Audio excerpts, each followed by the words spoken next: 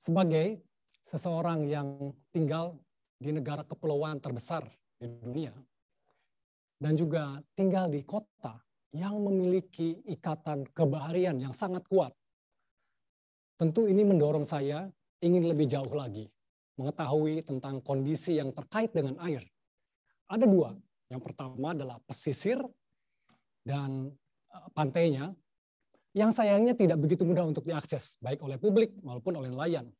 Lalu yang kedua adalah muara-muara yang jumlahnya sekitar 13, di mana muara-muara itu membawa sedimentasi dari selatan Pulau Jawa dan bermuara ke Laut Jawa, membawa sedimentasi yang warnanya hitam, seperti jelaga.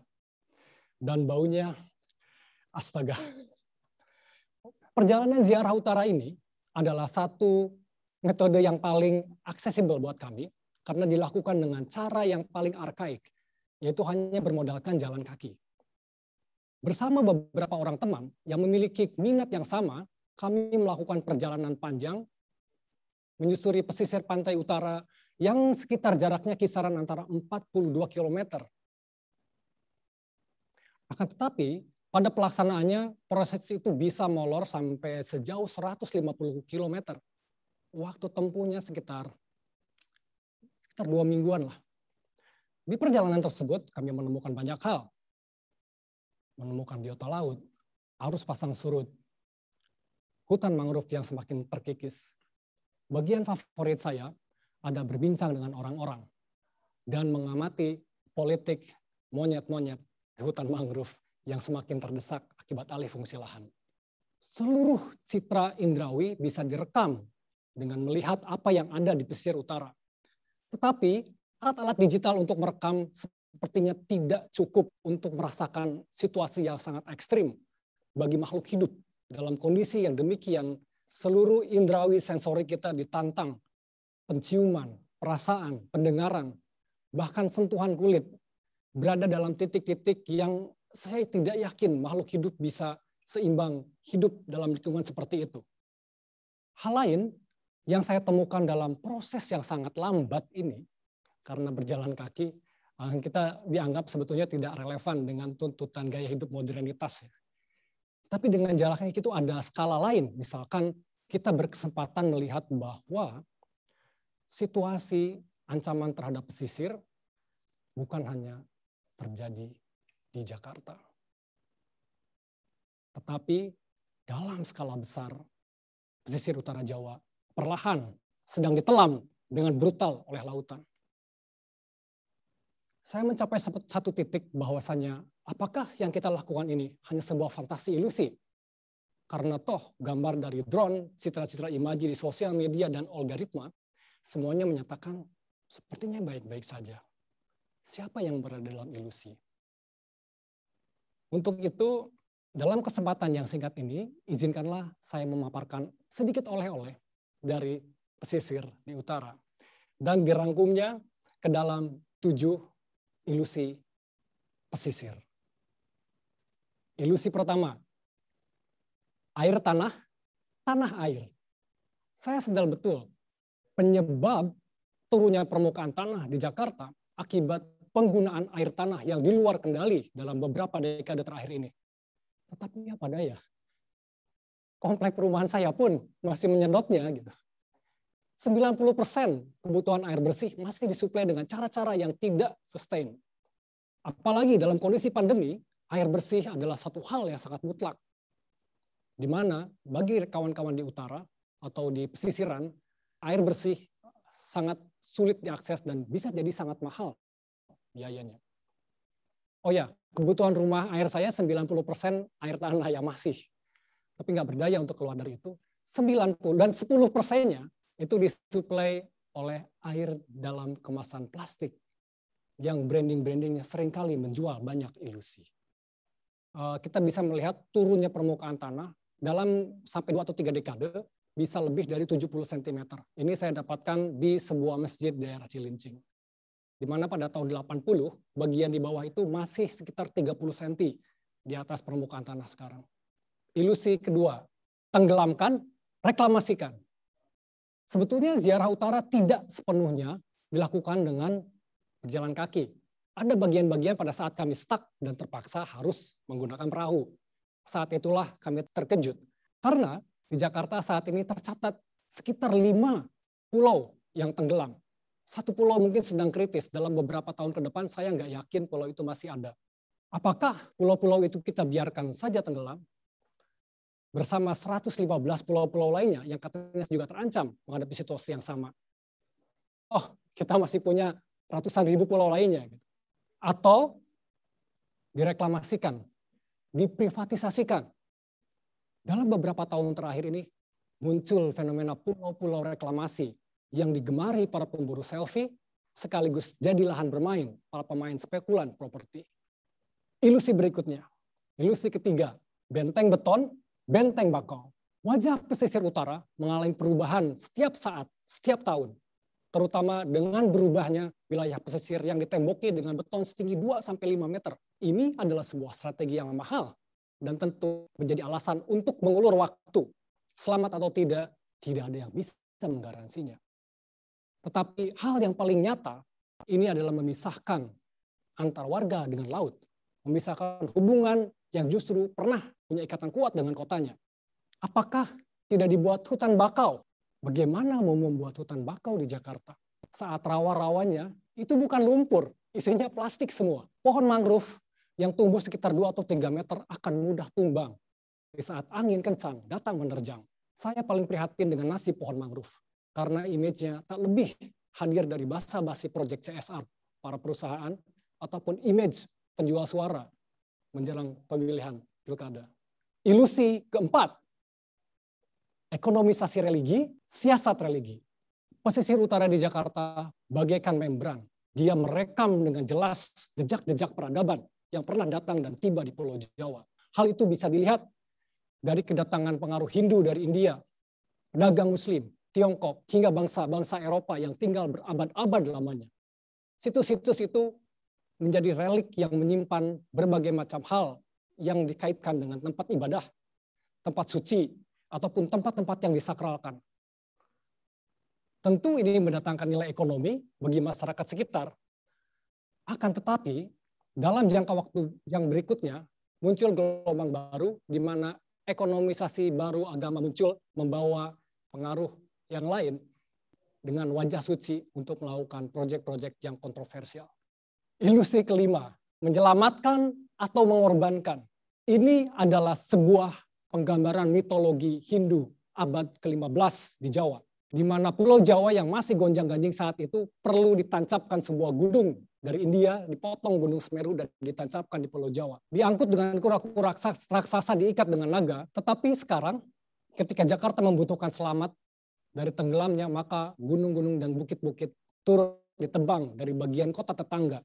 Bukan dengan kura-kura raksasa, tapi diangkut dengan truk-truk besi 24 jam seminggu, 7 hari. Dan naga-naganya masih ada 9 naga. Ini yang terakhir, yaitu mengkonsumsi atau menolak. Saya adalah penggemar seafood, tetapi melihat kondisi perairan Jakarta sepertinya jadi sangat ragu. Apakah memang seafood di sini aman untuk dikonsumsi? Bisa saja saya memilih berhenti, tetapi apa yang terjadi dengan ibu-ibu dan anak-anak? Eksakat ekonomi mereka tidak lagi bisa tergantung dengan lautnya. Yang terakhir adalah gated community ataupun komunitas perumahan eksklusif berpagar dan kampung. Gated community menawarkan keindahan, kenyamanan, dan bebas dari banjir hingga 1000 tahun lamanya. Kampung menawarkan kekuatan hidup komunal, tapi seringkali dicap tidak relevan dengan citra modern saat ini. Hal yang paling nyata bisa dilihat tatkala banjir tiba. Karena air tidak bisa disuap, maka ketika air meluap akan turun ke bagian kampung dan membuat mereka sulit untuk mengatasi kehidupan sehari-hari. Jadi saya ingin bertanya, satu pertanyaan terakhir sebelum kita masih kehabisan waktu atau tidak. Apakah pertanyaan ini mudah-mudahan bukan ilusi? Apakah menyelamatkan dengan memperbaiki Jakarta atau kita minggat beramai-ramai ke pulau lainnya? Bagaimana mengatasi ilusi ini? Semua ada seninya. Di Indonesia, gratifikasi, negosiasi, bahkan korupsi pun ada seninya. Maka saya mencoba memberanikan diri untuk membuat seni menghadang ilusi. Ini adalah seni pertama yang berjudul Panen dari Atlantis.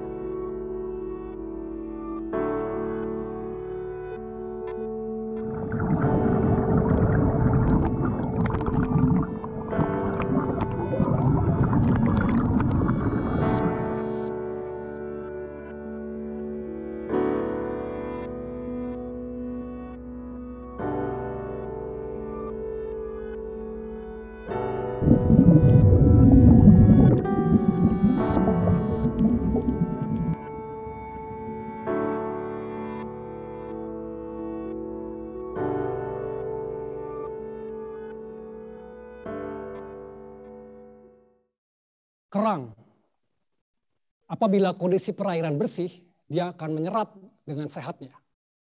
Tetapi apabila ekologi runtuh, maka dia akan menyerap segala dosa-dosa dari aktivitas manusia. Dan itu akan kembali pada saat kita konsumsi. Seni menghadang ilusi kedua adalah pusaran pusara. Kematian adalah keniscayaan. Setiap orang membutuhkan waktu untuk melepas duka. Dalam beberapa budaya, mereka memiliki ritual untuk menghargai proses kepergian. Tetapi kita, sebagai bangsa kepulauan, tidak memiliki budaya ketika ada pulau yang mati. Bagi saya, pulau adalah makhluk hidup. Dia bernapas, memiliki ingatan, bahkan mempengaruhi ekosistem sekitarnya. Jadi tempat bagi hewan untuk bermigrasi atau bereproduksi. Tetapi apa yang terjadi? Seni intervensi ini adalah melakukan pemakaman secara simbolis dengan meletakkan batu nisan di Pulau Ubi di kedalaman 4 meter di bawah laut. 5 simbol bendera berwarna kuning merupakan tanda-tanda bagi pulau-pulau lainnya yang sudah tenggelam di depan mata kita. Garuda berkepala naga. Barangkali dari semua rancangan yang paling epik untuk menyelamatkan Jakarta adalah desain The Great Garuda Seawall. Dengan bentangan sayapnya mencoba menahan amukan lautan. Mengingatkan saya pada proyek di Venice dengan nama Modulo Experimentale Electromecanico, disingkat Moses. Nama seorang nabi yang mampu membelah laut. Burung Garuda ini terlihat gagah, tetapi saya melihat ada yang salah. Di mana kepalanya? Mungkin ini pertimbangan sebuah arsitektural, tetapi Garuda tanpa kepala, come on. Jadi seni intervensinya adalah membuat kepala Garuda dengan apa? Dengan sebuah makhluk yang saat ini memberikan dampak signifikan dari sisi geopolitik di Nusantara, Asia, bahkan dunia. Makhluk itu adalah naga. Apakah Garuda berkepala naga ini akan mampu untuk menyelamatkan Jakarta atau malah akan menjadi tumbal berikutnya? Karya seni terakhir ini adalah 1001. Pulau paling lestari di Nusantara, Pulau ke-1001, diletakkan di antara 2 titik penting di Laut Jawa atau di Teluk Jakarta, di antara reklamasi dan Kepulauan Seribu. Makanya namanya Pulau ke-1001. Terbuat dari apa? Terbuat dari benda-benda yang datang ke rumah kita setiap hari.